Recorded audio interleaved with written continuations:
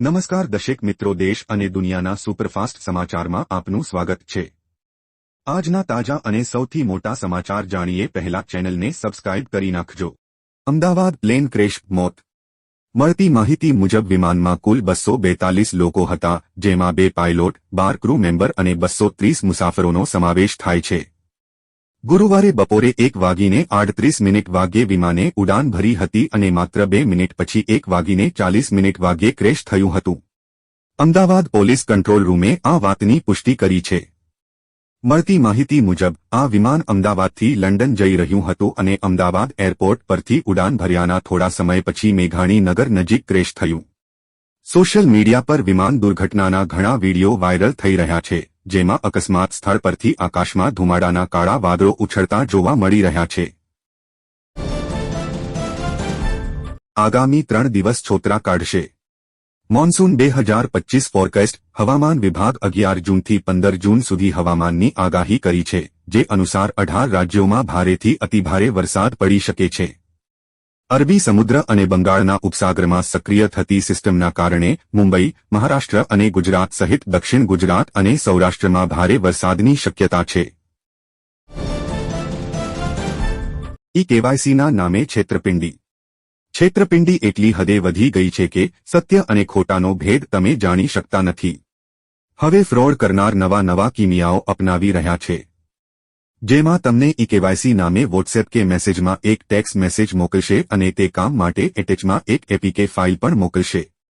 જો આવો મેસેજ તમને મળે તો બેંક તરફથી આ પ્રકારની કોઈપણ ઈ-કેવાયસી કરવામાં આવતી નથી। જો તમે એપ્લિકેશન ડાઉનલોડ કરશો તો તમારું ખાતું ખાલી થતા કોઈ જ નહીં। 10,000 દંડ જાણી લેજો।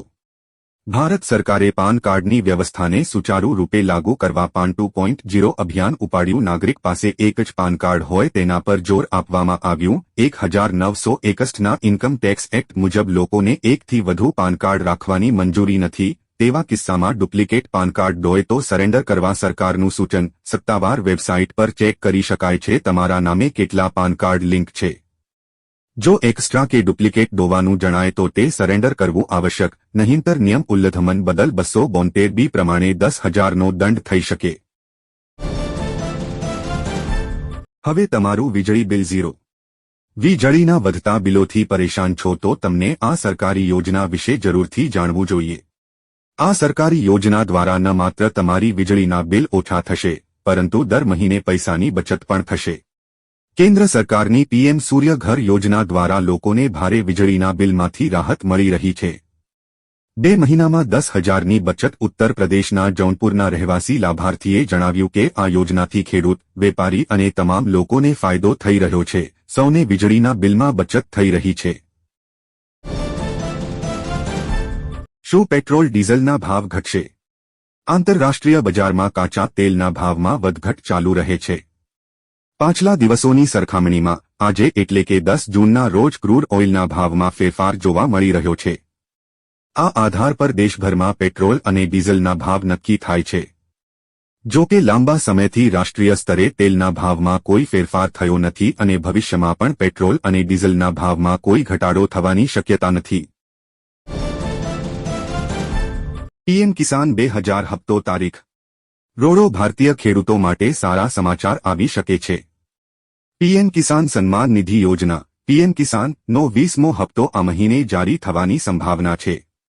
જો કે સત્તાવાર તારીખ હજુ સુધી પુષ્ટિ થઈ નથી। એવી અપેક્ષા છે કે 2000 રૂપિયાનો આગામી હપ્તો ટૂંક સમયમાં પાત્ર ખેડૂતોના બેંક ખાતામાં સીધો જમા થશે। એક મીડિયા રિપોર્ટ અનુસાર પીએમ કિસાનનો આગામી હપ્તો જારી કરવાની તારીખ 20 જૂન જણાવવામાં આવી રહી છે। જો કે સરકાર દ્વારા હજુ સુધી સત્તાવાર તારીખ જાહેર કરવામાં આવી નથી।